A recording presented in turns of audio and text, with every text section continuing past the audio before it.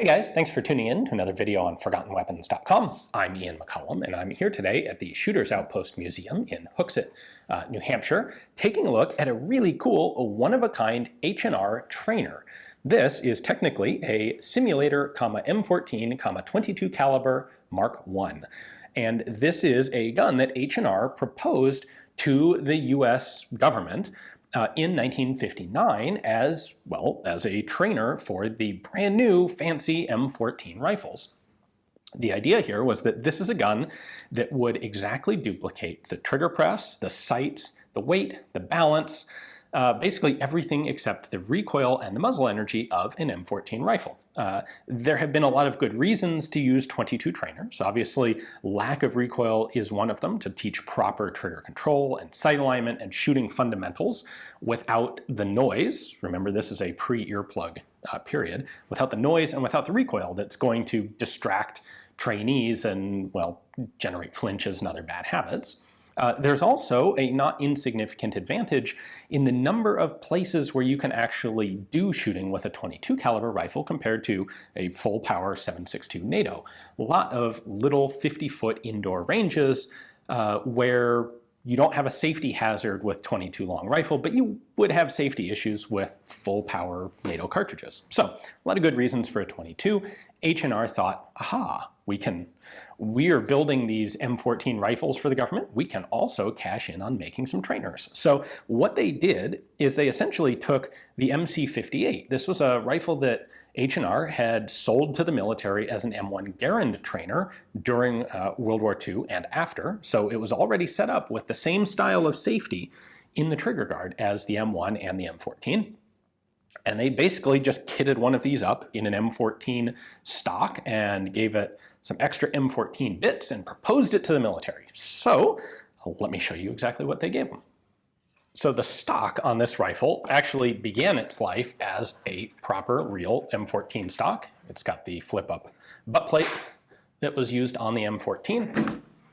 But what they then did was basically adapt that stock to fit their standard sort of simple tube receiver ricing pattern 22 caliber rifle. So on the MC58, on the Marine Corps training rifle that was adopted, there's just a very standard sort of civilian target aperture sight mounted on the back.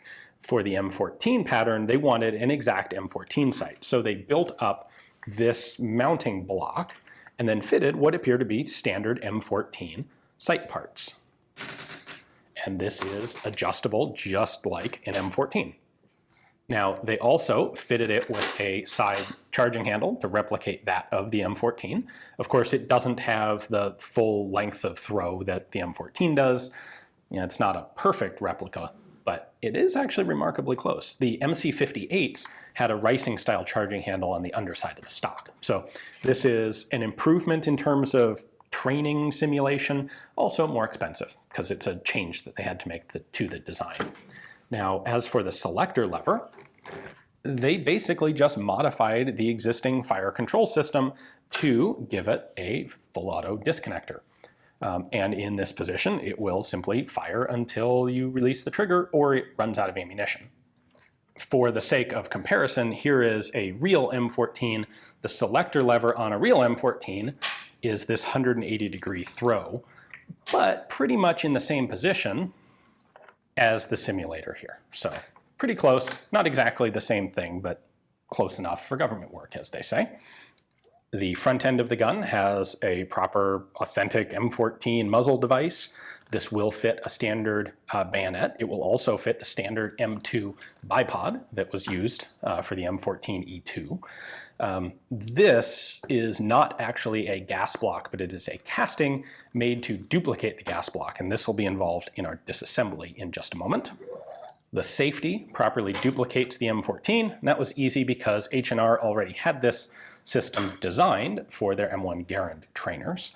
Note that the trigger guard is simply screwed onto the bottom of the stock there instead of being a separate detachable unit on the M14.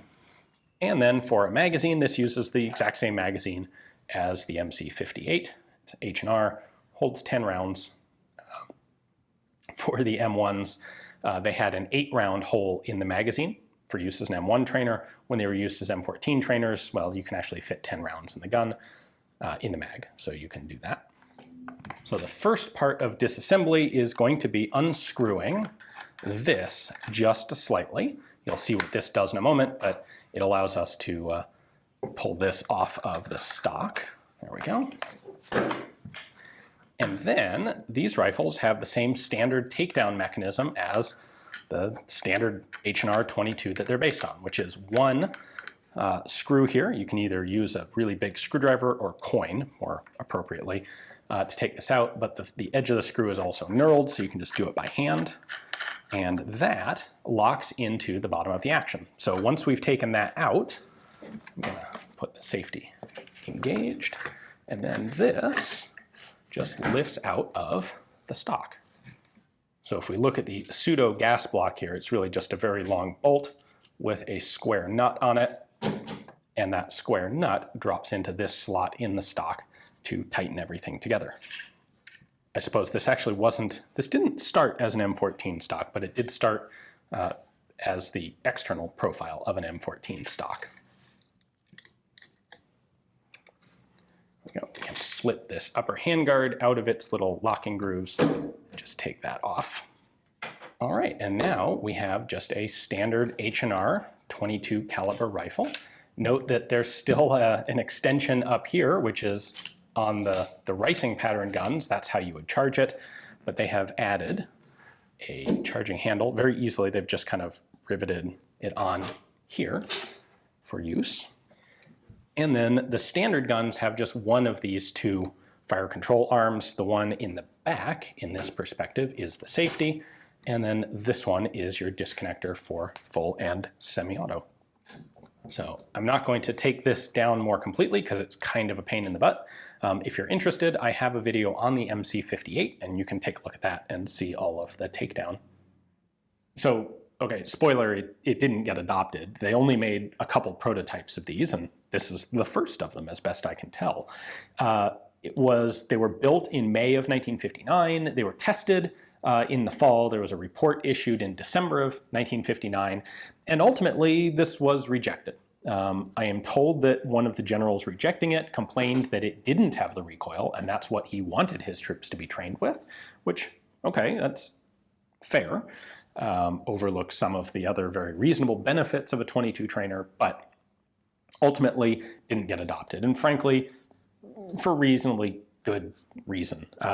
Having these trainers be selective fire, to me, is really kind of pointless. There are two things that you want to train on with a military rifle like this. It's in 22, you want to practice fundamentals of marksmanship.